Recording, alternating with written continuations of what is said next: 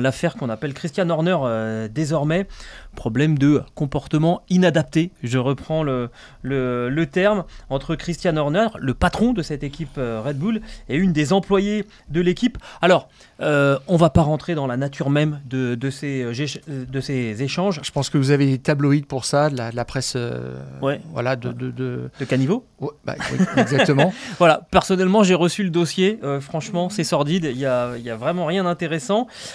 Sauf que toute cette histoire, quoi qu'on en pense, elle risque bien de coûter sa place au patron historique de cette équipe Red Bull, parce que autour, il y a des gens qui ont aussi intérêt à essayer de faire tomber Christian Horner et avec lui, éventuellement, cette équipe Red Bull.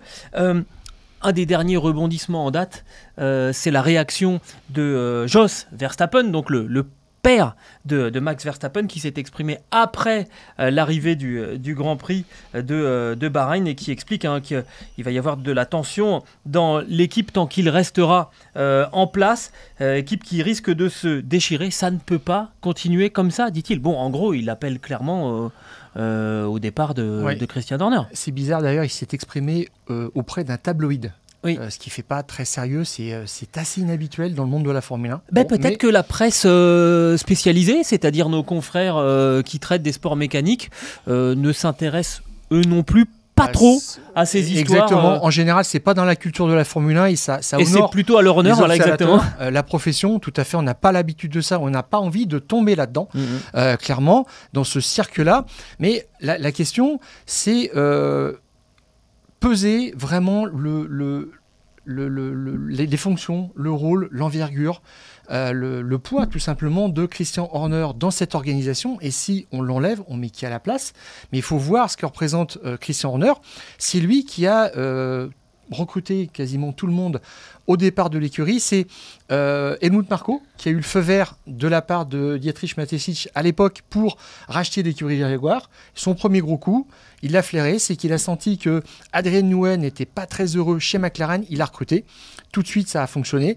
Et Christian Horner, déjà, c'est un ancien pilote, donc c'est quelqu'un qui comprend ce qui se passe dans une écurie, qui comprend ce qu'il y a dans la tête des pilotes.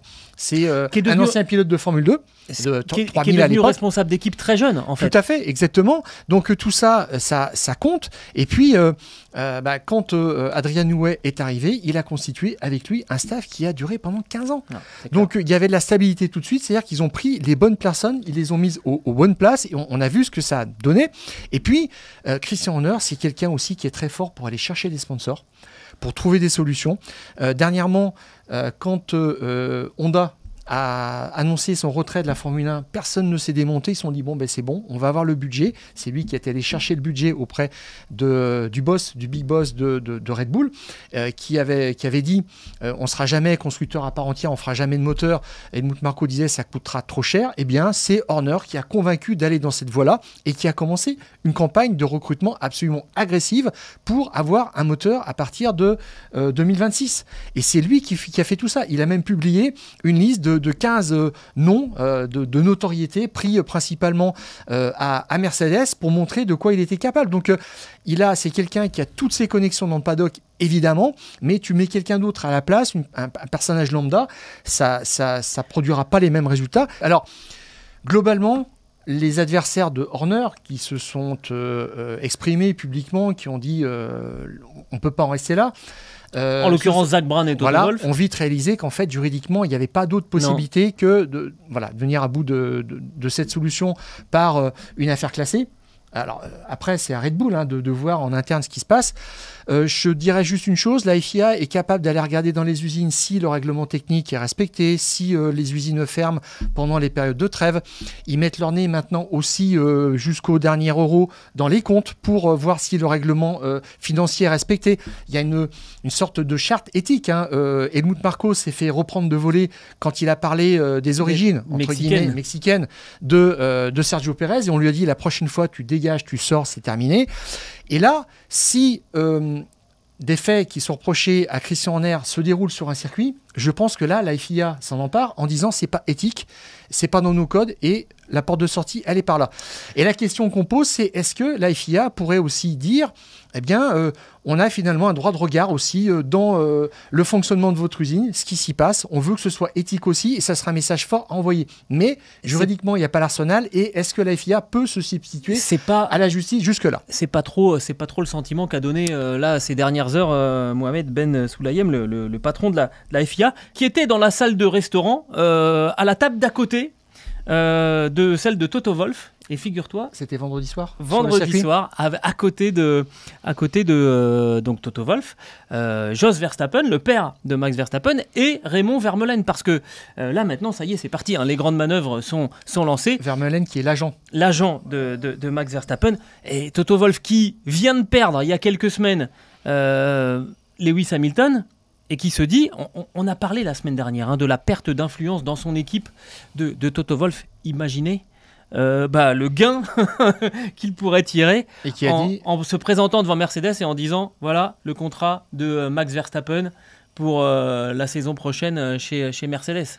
Et Wolff a dit, rien n'est impossible. Non, bah oui. Mais, et Jos Verstappen lui a plutôt donné raison dans ses déclarations.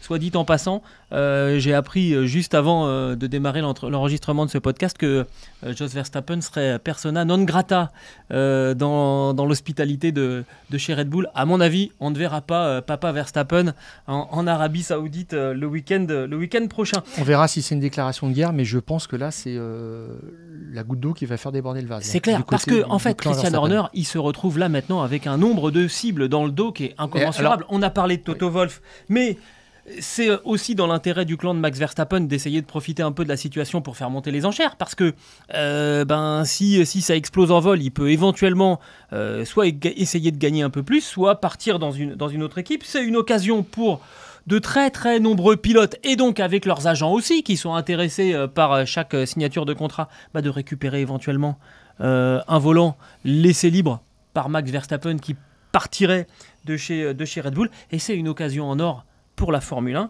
1 de faire diversion, de faire du storytelling au départ d'une saison 2024 qui s'annonce d'un ennui absolument mortel. Je serai un petit peu plus optimiste que toi quand même, Gilles. C'est vrai qu'il y a une seule victoire qui a échappé à Red Bull l'an dernier. On n'est pas parti sur ces bases-là, je pense, cette année. Vraiment, on sera peut-être plus en mode 2022 qui était un peu moins pire, mais on verra. Et pour finir sur cette histoire Horner contre Verstappen, Horner, tu te souviens aussi, c'est lui qui avait dit après le Grand Prix de Monaco 2022, remporté par Pérez, aux grandes dames de Jos Verstappen qui dénonçait la stratégie pas assez avantageuse de Red Bull pour son fils. Eh bien, Horner avait dit, ici, c'est pas le Max Verstappen Racing. Voilà, donc ça fait déjà longtemps que ça dure, et ça, c'est juste maintenant tout ce qui ressort, toute cette animosité, et ces gens qui se comprenaient parce qu'ils gagnaient, ils vont encore gagner cette année, mais ça va peut-être exploser quand même. C'est ça qui est incroyable. Voilà, c'est la question qui reste en suspens pour les prochaines semaines, parce que si Christian Horner part avec lui, qui part ? Il y a quand même des gens qui vont peut-être rester loyaux envers le patron historique, ceux qui l'ont fait venir. Tu as parlé d'Adrian Newey. Adrian Newey, il pourrait très bien en profiter pour tirer sa révérence à la fin de la saison. On a évoqué Pierre Vachet. Est-ce que Pierre Vachet suivrait Christian Horner ? On a vraiment le sentiment que Christian Horner, je serais très surpris s'il partait seul. On sait que c'est un monde impitoyable, la Formule 1, on est en train de le voir encore une fois, mais clairement, c'est peut-être tout l'édifice Red Bull Racing qui pourrait s'effondrer si Christian Horner partait. En 2019, à la fin de la collaboration avec Renault, quand Red Bull s'était tourné vers le Honda et avait réussi à re-signer Max Verstappen, Helmut Marko a dit il faut que ça marche parce que si ça marche pas, Max Verstappen s'en va et nous on ferme.